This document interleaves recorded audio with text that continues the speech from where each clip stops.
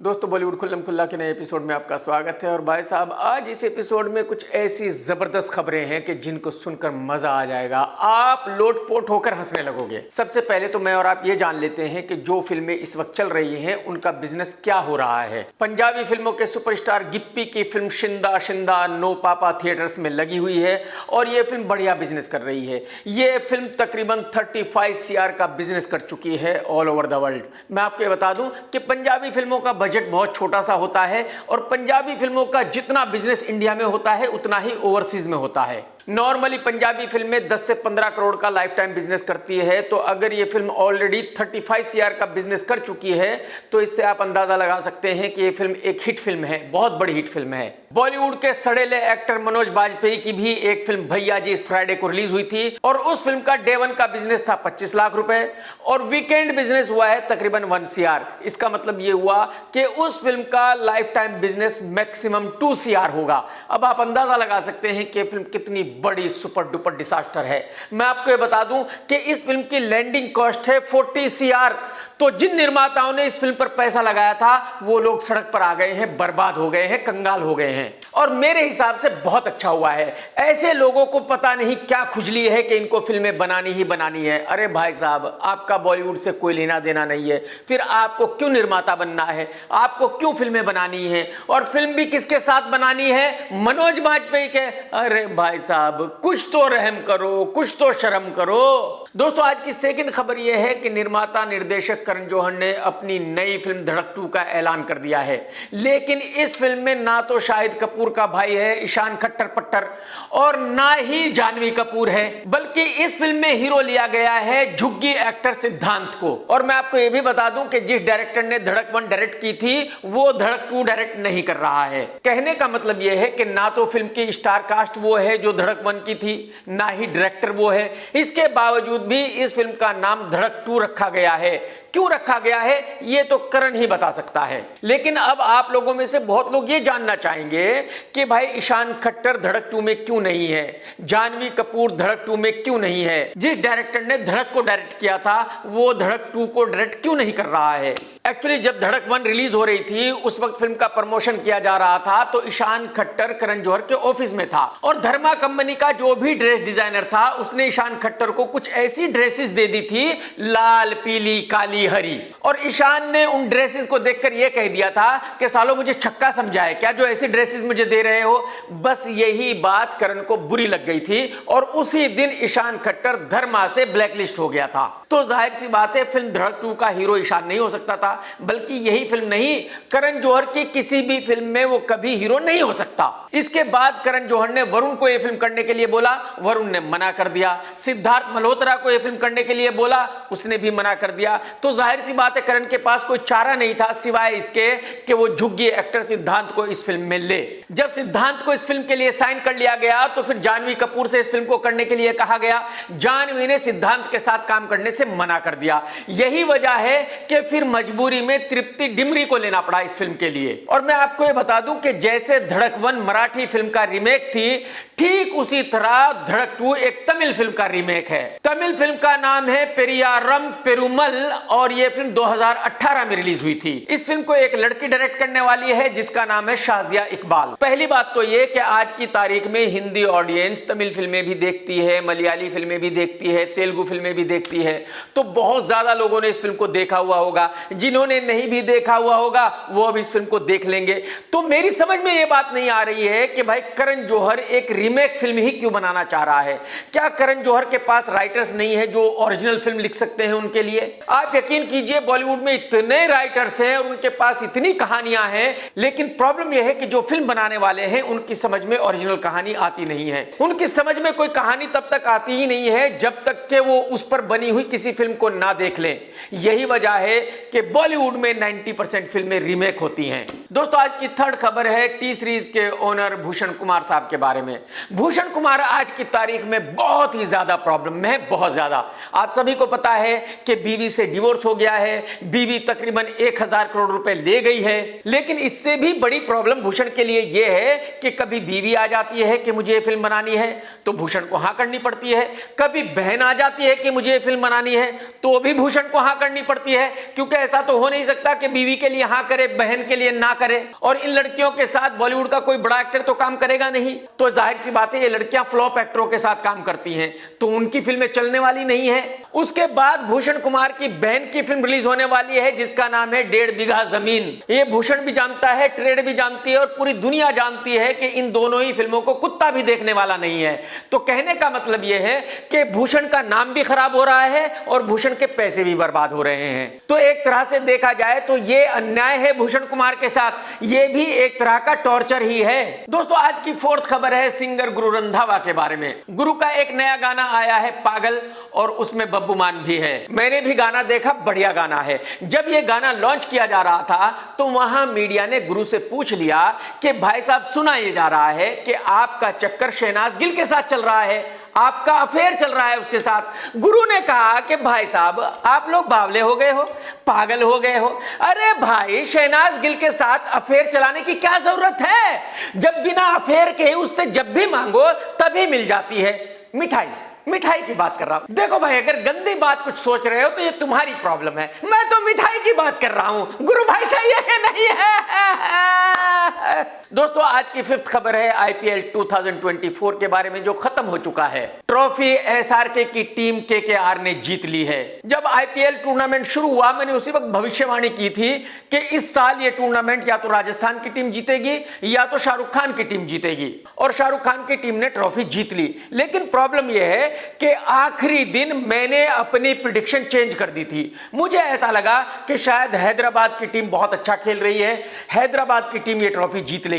उसकी वजह यह भी थी कि इस फाइनल से पहले केकेआर और हैदराबाद की टीम 3 मैच खेली थी, तीनों मैच केकेआर ने ही जीते थे। तो मुझे यह भी लग रहा था कि भाई हैदराबाद की टीम इतनी खराब नहीं है कि चौथी बार भी हार जाएगी सेम टीम से। लेकिन हुआ वही जो दुनिया कह रही थी, केकेआर टीम ने बड़ी ही आसानी से इस ट्रॉफी को जीत लिया। एक्चुअली मुझसे गलती यह हुई कि मैं 2K की पावर भूल गया था। मुझे यह याद रखना चाहिए था कि केकेआर में 2K हैं, जैसे कि केआरके में 2K हैं। जब केआरके को कोई नहीं हरा सकता तो केकेआर को कैसे हराएगा? दोस्तों आज की सिक्स्थ खबर है अनंत अंबानी की शादी के बारे में। ये तो आप सभी जानते हैं कि अनंत अंबानी और राधिका की शादी होने वाली है। प्री वेडिंग सेलिब्रेशन एक बार हो चुका है जामनगर में, और अब दूसरा प्री वेडिंग सेलिब्रेशन इटली में हो रहा है, यानी कि शादी अभी भी नहीं हो रही है। इस फंक्शन को अटेंड करने के लिए तकरीबन बॉलीवुड के सभी बड़े बड़े स्टार्स वहां जाएंगे। सल्लू बुढ़ऊ ऑलरेडी वहां पहुंच चुका है, रणबीर कपूर वहां पहुंच चुका है, रणवीर सिंह वहां पहुंच चुका है, और मैं गारंटी के साथ कह सकता हूं कि आमिर खान और शाहरुख खान भी वहां जरूर जाएंगे। दोस्तों आज की सेवंथ खबर यह है कि सैफ अली खान की फिल्म ज्वेल थीप की शूटिंग चालू हो गई है। यह शूटिंग हो रही है बुदापेस्ट में, जो बहुत ही सुंदर सिटी है, और इस फिल्म के डायरेक्टर प्रोड्यूसर है सिद्धार्थ आनंद, जिन्होंने वार डायरेक्ट की थी और पठान डायरेक्ट की थी, यानी कि बड़ा फिल्म मेकर है। इसके बावजूद भी वो सैफ अली खान के साथ फिल्म बना रहा है। क्यों? मेरी समझ से बाहर की बात है। इसका मतलब यह हुआ कि सिद्धार्थ को अपने ऊपर बहुत ज्यादा घमंड हो गया है। सिद्धार्थ को ऐसा लगता है कि वो अगर किसी के भी साथ फिल्म बनाएगा तो वो फिल्म सुपरहिट ही होगी, और मैं गारंटी के साथ कह सकता हूं कि कुत्ता भी इस फिल्म को देखने नहीं जाएगा। सिद्धार्थ आनंद को उसकी औकात पता चल जाएगी। सिद्धार्थ आनंद को यह पता होना चाहिए कि वार को पब्लिक देखने गई थी ऋतिक और टाइगर के लिए। सिद्धार्थ को यह पता होना चाहिए कि फिल्म पठान को पब्लिक देखने गई थी शाहरुख खान के लिए, सिद्धार्थ आनंद के लिए नहीं। तो मैं 100% गारंटी के साथ कह सकता हूं कि सिद्धार्थ आनंद पगला गया है। सिद्धार्थ आनंद की जिंदगी की बहुत बड़ी मिस्टेक है कि वो सैफ अली खान को मेल लीड हीरो लेके फिल्म बना रहा है। दोस्तों आज की 8th खबर है प्रभास की फिल्म सलवार 2 के बारे में। मैं आपके बता दूं कि फिल्म सलवार 1 बहुत बड़ी डिसास्टर फिल्म थी, लेकिन जो उस फिल्म के बनाने वाले थे उन्होंने कहा कि नहीं ये फिल्म तो बहुत बड़ी हिट हो चुकी है, इसका हम पार्ट 2 बनाएंगे। इस फिल्म की इसी महीने शूटिंग चालू होने वाली थी, लेकिन प्रभास ने इस फिल्म को करने से मना कर दिया। प्रभास ने इस फिल्म के मेकर से कहा है कि अगर आप ये फिल्म बनाना चाहते हैं तो मुझे कोई प्रॉब्लम नहीं है, लेकिन मैं इस फिल्म की शूटिंग 2 साल के बाद कर सकता हूं।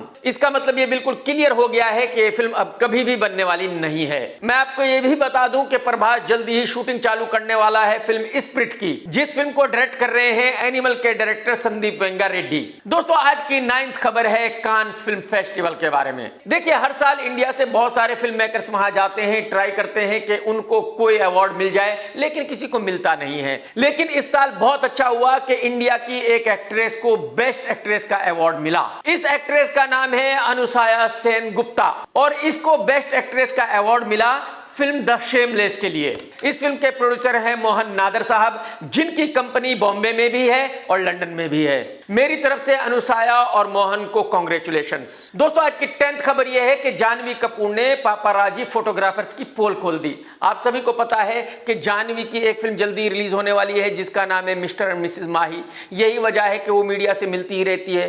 तो जब मीडिया वालों ने उनसे पूछा कि भाई जब एयरपोर्ट पर कोई भी जाता है तो वहां पापाराजी फोटोग्राफर्स खड़े रहते हैं शूट करने के लिए, उनको कैसे बुलाया जाता है, तो जानवी ने कहा कि देखो भाई अगर शाहरुख खान जा रहा है तो ये लोग फ्री आएंगे, अगर ऋतिक रोशन जा रहा है तो भी ये लोग फ्री आएंगे, लेकिन अगर कोई और इनको बुलाएगा तो ये फ्री नहीं जाते, ये पैसे मांगते हैं। आप पैसे दोगे तो ये वहां आएंगे, आप पैसे नहीं दोगे तो ये नहीं आएंगे। तो यानी कि जानवी कपूर ने उन CD ग्रेड एक्टर्स की पोल खोल दी है जो पापाराजी फोटोग्राफर्स को पैसे देकर एयरपोर्ट पर बुलाते हैं। दोस्तों आज की 11th खबर है आमिर खान के बेटे जुनैद की फिल्म के बारे में। इस लड़के ने एक ही फिल्म की है जिसका नाम है महाराज। इसको प्रोड्यूस किया है YRF ने, लेकिन यह फिल्म थिएटर में रिलीज नहीं हो रही है क्योंकि सबको पता है कि कुत्ता भी देखने नहीं जाएगा। तो यह फिल्म अगले महीने 14 जून को डायरेक्ट OTT पर रिलीज होगी। आप भी देखना चाहो तो देख सकते हो, मेरी तो हिम्मत नहीं है कि मैं देखूं, वो भी आमिर खान के बेटे की फिल्म। दोस्तों आज की 12th खबर है बहुत बड़े ड्रामा मुकेश गन्ना के बारे में। आप सभी को पता है कि मुकेश गन्ना कोई ना कोई कंट्रोवर्सी करता ही रहता है न्यूज में रहने के लिए। काफी दिनों से ये रणवीर सिंह को गालियां दे रहा है, उसको घटिया आदमी कह रहा है, बेशरम इंसान कह रहा है, ना जाने क्या क्या गालियां दे रहा है। ये सब सुनकर रणवीर सिंह बेचारा परेशान हो गया। रणवीर सिंह इसके ऑफिस पर इसको मिलने गया। यह रणवीर सिंह की सबसे बड़ी गलती है। यानी रणवीर सिंह ने यह मान लिया कि अगर मुकेश गन्ना उसको गालियां दे रहा है तो उसको फर्क पड़ता है। रणवीर सिंह से मीटिंग के बाद मुकेश गन्ना ने कहा कि रणवीर बहुत अच्छा लड़का है, बहुत ही कमाल का एक्टर है, यानी कि खूब तारीफ की जो होनी ही थी। यह सुनकर पब्लिक ने मुकेश गन्ना की खबर ले ली। पब्लिक ने कहा कि पिछले 2 महीने से तुम रणवीर सिंह को गालियां दे रहे थे, अब रणवीर सिंह तुमसे मिलने आ गया तो तुम उसकी तारीफ करने लगे हो, यानी कि तुम एक नंबर के दोगले इंसान हो। इसके बाद मुकेश गन्ना की समझ में आया कि भाई पब्लिक भड़क गई है, अब पब्लिक मुझे गालियां दे रही है। तो फिर मुकेश गन्ना ने एक वीडियो रिलीज किया और उसमें कहा कि मैंने ये जरूर कहा है कि रणवीर सिंह एक अच्छा एक्टर है, लेकिन मैंने ये बिल्कुल नहीं कहा कि रणवीर सिंह शक्तिमान का रोल करेगा। मैं शक्तिमान का रोल उसको कभी करने नहीं दूंगा, जैसे कि मैंने पहले कहा था। अब देखने वाली बात यह होगी कि फ्यूचर में मुकेश गन्ना अपना स्टेटमेंट बदल देगा या नहीं बदलेगा। आज की 13th खबर है हार्दिक पांड्या के डिवोर्स के बारे में। ये तो हम सभी जानते हैं कि भाई हार्दिक का डिवोर्स हो गया है और डिवोर्स की खबरों के बाद नताशा उसी लड़के के साथ मीडिया के सामने आई जो लड़का कभी दिशा पता नहीं के साथ देखा जाया करता था। अगर आपको याद हो जब दिशा और टाइगर का ब्रेकअप हुआ तो उसके फौरन बाद दिशा हर जगह इसी लड़के के साथ नजर आई थी और जैसे ही हार्दिक और नताशा का डिवोर्स हुआ उसके फौरन बाद से ये लड़का नताशा के साथ देखा जा रहा है। इसका मतलब ये हुआ कि लुक्खा बिल्कुल फ्री बैठा हुआ है कि भाई जिस लड़की का भी डिवोर्स होगा ये उसके पास पहुंच जाएगा उसको ये कहने के लिए कि मैं तेरे लिए हूं, मैं तुझे अकेला नहीं छोड़ूंगा, मैं हर हाल में तेरा साथ दूंगा, मरते दम तक साथ दूंगा, लेकिन मेरे पास कुछ है नहीं, मैं लुक्खा हूं, बस मेरा खर्चा तू उठाना। अच्छा हार्दिक की डिवोर्स के बाद यह खबर भी आई कि भाई हार्दिक की 75% प्रॉपर्टी नताशा को मिल जाएगी, लेकिन हार्दिक का एक वीडियो सामने आया है जिसमें हार्दिक बता रहा है कि वो कितना सियाना है। मैं मेरे नाम पे ही लूंगा, 50% मेरे को बड़ा चुभेगा, उससे जो तुम लोग के नाम रखो 50% जाएगा नहीं, वाला कुछ बात होगी। हार्दिक इस वीडियो में कह रहा है कि कोई भी प्रॉपर्टी या अकाउंट मेरे अकेले के नाम पर है ही नहीं, हर प्रॉपर्टी में हर अकाउंट में मेरे साथ मेरी मदर का नाम है और ये मैंने इसलिए किया है क्योंकि कल को हो सकता है मेरी शादी किसी के साथ हो जाए, फिर डिवोर्स हो जाए, अगर डिवोर्स हो जाएगा तो मुझे 50% उसको देना पड़ेगा जो मुझे बहुत चुभेगा। तो जाहिर सी बात है सब कुछ मेरी मदर के नाम पर है, मुझसे कोई कुछ भी नहीं ले सकता। यानी कि हार्दिक पांड्या नताशा से बहुत ज्यादा सियाना निकला। तो इसका मतलब यह हुआ कि तो बिल्कुल सही है कि हार्दिक का डिवोर्स हो गया। लेकिन ये बिल्कुल गलत है कि हार्दिक की 75% प्रॉपर्टी नताशा को मिलेगी। नताशा को घंटा कुछ नहीं मिलने वाला, एक सिंगल पैनी भी नहीं मिलने वाली। दोस्तों आज की 14th खबर यह है कि बहुत बड़े बड़े नेताओं ने मुझे ट्विटर पर ब्लॉक कर दिया है। ये वो नेता है जो बीजेपी के खिलाफ है और बहुत लोग ये भी मानते हैं कि मैं भी बीजेपी के खिलाफ हूं। तो अगर मैं भी बीजेपी के खिलाफ हूं तो फिर इन लोगों को मुझे ब्लॉक क्यों करना पड़ा? इसका मतलब यह है कि मैं किसी पार्टी के खिलाफ नहीं हूं, ना ही मैं किसी पार्टी के सपोर्ट में हूं। आप सभी जानते हैं कि स्वामी जी हमेशा मोदी जी को क्रिटिसाइज करते रहते हैं। तो मैंने स्वामी जी से ट्विटर पर यह पूछ लिया कि सर आप भी बीजेपी से हैं और मोदी जी भी बीजेपी पार्टी से हैं, तो आप हमेशा मोदी जी को क्रिटिसाइज क्यों करते हैं, क्यों ये ड्रामा करते हैं? उन्होंने मुझे फौरन ब्लॉक कर दिया। एक दिन मैंने उमर अब्दुल्ला से पूछ लिया कि भाई साहब आप हमेशा ऐसे बयान क्यों देते हो जिसमें पाकिस्तान को सपोर्ट करते हो? जो कश्मीर में अलगाववादी हैं उनके लिए आपके दिल में सिंपैथी क्यों है? बस ये सुनते ही उमर अब्दुल्ला ने मुझे ब्लॉक कर दिया। असदुद्दीन ओवैसी से मैंने एक दिन ये पूछ लिया कि भाई साहब आप बीजेपी से पैसे लेते हो और बीजेपी को सपोर्ट करते हो, ऐसा क्यों? जब भी यूपी बिहार में इलेक्शन होते हैं तो जहां मुस्लिम कैंडिडेट्स खड़े होते हैं वहां पर आप भी अपने कैंडिडेट्स खड़े कर देते हो उन मुस्लिमों को हराने के लिए और बीजेपी को जिताने के लिए, ऐसा क्यों करते हो? ये सुनते ही ओवैसी ने मुझे फौरन ब्लॉक कर दिया। अब बताओ इतने बड़े बड़े नेता भी मुझसे नफरत करते हैं तो बताओ मैं क्या करूं भाई? दोस्तों आज की 15th खबर है कंगना दीदी के बारे में।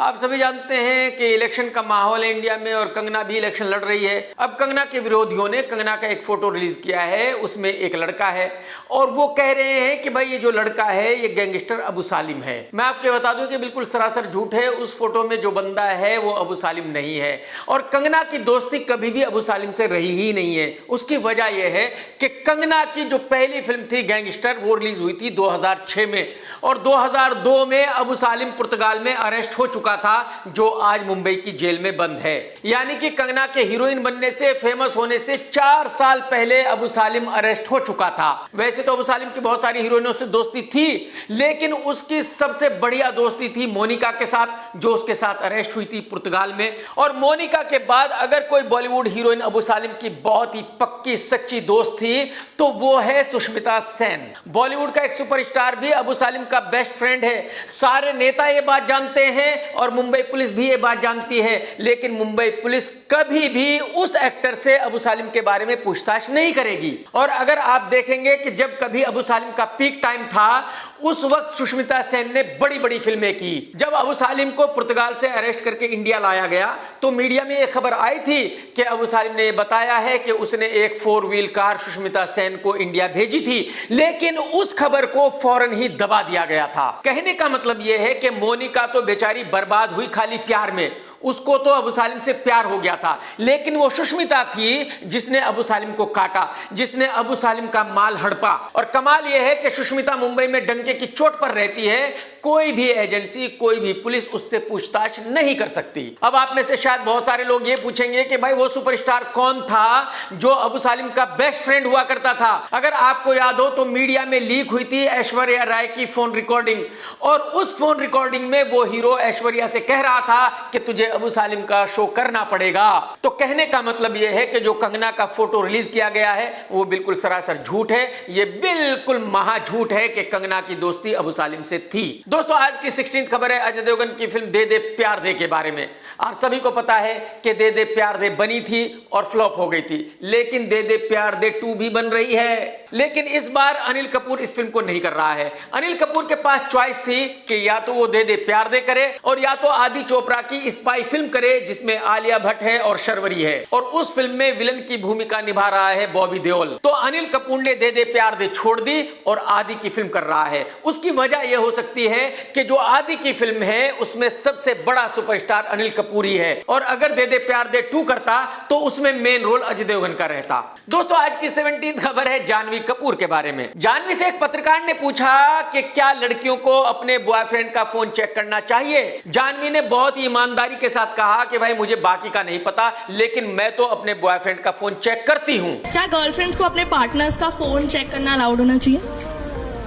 आई नो कि ये रेड फ्लैग है लेकिन मैं तो चेक करती सकती हूँ। इसके बाद एक दूसरे पत्रकार ने जानवी से पूछा कि क्या लड़कों को भी अपनी गर्लफ्रेंड का फोन चेक करना चाहिए, तो जानवी ने कहा कि बिल्कुल नहीं।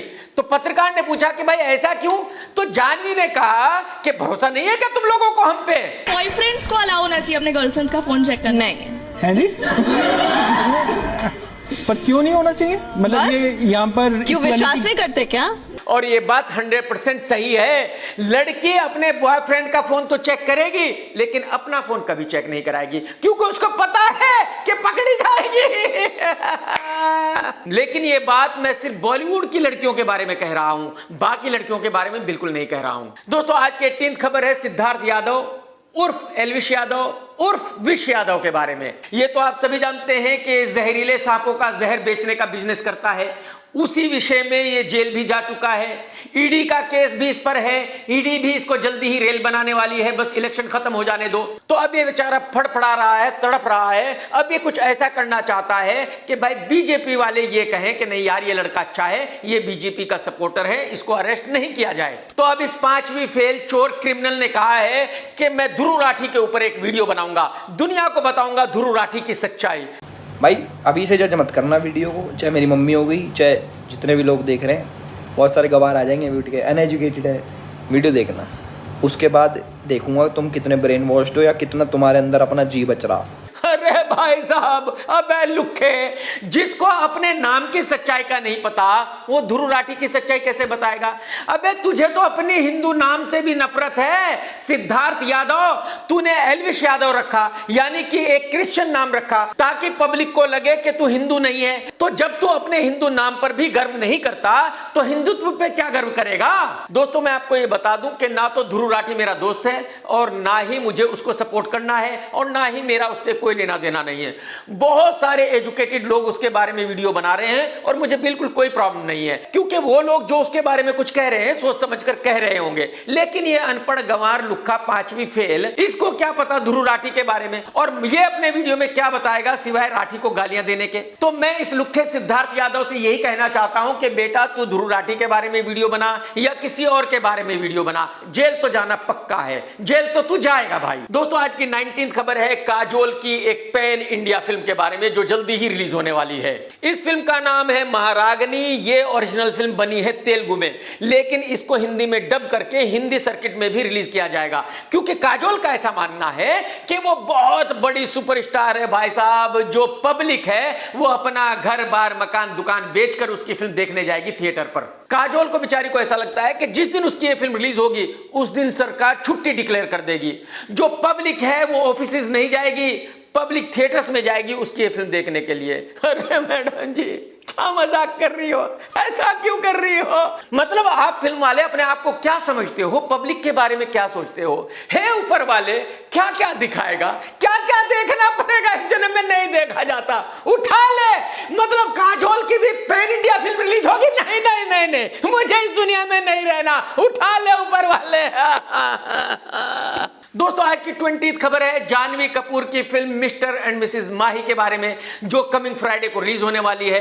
करण जौहर ने ऐलान किया है कि पहले दिन से ही इस फिल्म का टिकट होगा 99 रुपीज का। अब देखने वाली बात यह होगी कि राजकुमार और जानवी कपूर का इतना बड़ा स्टारडम है क्या कि पब्लिक इस फिल्म को देखने आएगी। दोस्तों आज की 21st खबर यह है कि करण जौहर जल्दी ही अपनी फिल्म का ऐलान करने वाला है जिसको वो डायरेक्ट करेगा, लेकिन इस फिल्म में ऐश्वर्या राय और शाहिद कपूर को लिया गया है, ऐसी खबर आ रही है। मैं इस खबर को सच्ची नहीं मानता। मैं ऐसा मानता हूं कि करण जौहर इतना बड़ा डायरेक्टर है, वो शाहिद कपूर को लेकर फिल्म क्यों बनाएगा, वो ऐश्वर्या को लेकर फिल्म क्यों बनाएगा? हाँ ये हो सकता है कि ऐश्वर्या का कोई एक रोल हो, लेकिन मेन लीड हीरोइन ऐश्वर्या होगी ये मैं नहीं मानता। Shahid Kapoor main lead hero होगा ये मैं बिल्कुल नहीं मानता। अगर करण जौहर कोई फिल्म बनाएगा तो मैं गारंटी के साथ कह सकता हूं कि हीरो या तो रणबीर कपूर होगा या तो SRK होगा। दोस्तों आज की 22nd खबर है पॉलिटिशियन राघव चड्ढा की पत्नी परिणीति चोपड़ा के बारे में। आप सभी जानते हैं कि एक वक्त में कभी हीरोइन हुआ करती थी, आज बेचारी फ्लॉप है, आज कोई इसको काम नहीं देता,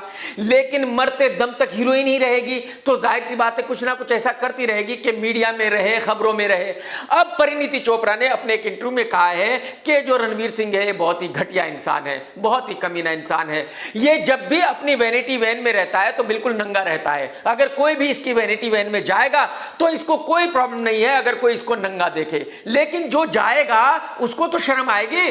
तो रणवीर सिंह को थोड़ी तो शर्म करनी चाहिए। और रणवीर सिंह ऐसा भी करता है कि आप कहीं बैठे हो, रणवीर सिंह आपके पास आकर बैठ जाएगा और बिना पैंट पहने हुए नंगा। अब मैं परी मैडम से सिर्फ इतना जानना चाहता हूं कि मैडम जी ये बात इतने दिनों के बाद आपको याद क्यों आई? जब से आप फिल्मों में काम कर रही थी तब से आपने ये बात क्यों नहीं कही थी? अगर आप ये कहती तो आपको फिल्में मिलना बंद हो जाती। तो अब आप ये ड्रामा कर रही हो जब आपको न्यूज में रहना है। दोस्तों आज की 23rd खबर है अपकमिंग T20 वर्ल्ड कप के बारे में। आईपीएल खत्म हो चुका है, दुनिया को पता चल चुका है कि कौन से प्लेयर्स अच्छा खेल रहे हैं, कौन से अच्छा नहीं खेल रहे हैं। लेकिन T20 वर्ल्ड कप में जो टीम जा रही है उस टीम में बहुत सारे फ्लॉप क्रिकेटर्स जा रहे हैं जो बिल्कुल फॉर्म में नहीं हैं, जैसे कि सूर्या कुमार, हार्दिक पांड्या, रोहित शर्मा, विराट कोहली वगैरह वगैरह। तो बहुत सारे लोग ये पूछ रहे हैं मुझसे कि भाई साहब आपको क्या लगता है कि ये टीम T20 वर्ल्ड कप में कहां तक पहुंचेगी? मैं आप लोगों को गारंटी के साथ बता सकता हूं कि अगर इस टीम में ये खिलाड़ी हैं तो भाई साहब ये टीम सेमीफाइनल में नहीं पहुंचेगी। सेमीफाइनल से पहले ही बाहर होकर ये घर वापसी आ जाएगी, लिख करके रख लो। दोस्तों अगर आपने मेरा वीडियो देखा है तो लाइक करना बिल्कुल मत भूलना और कमेंट्स करके जरूर बताना। और भाई साहब अगर चैनल सब्सक्राइब नहीं किया तो कर लो यार, घंटी दबा दो यार। टेक केयर दोस्तों, tata bye bye, love you, जय हिंद। सत्यमेव जयते।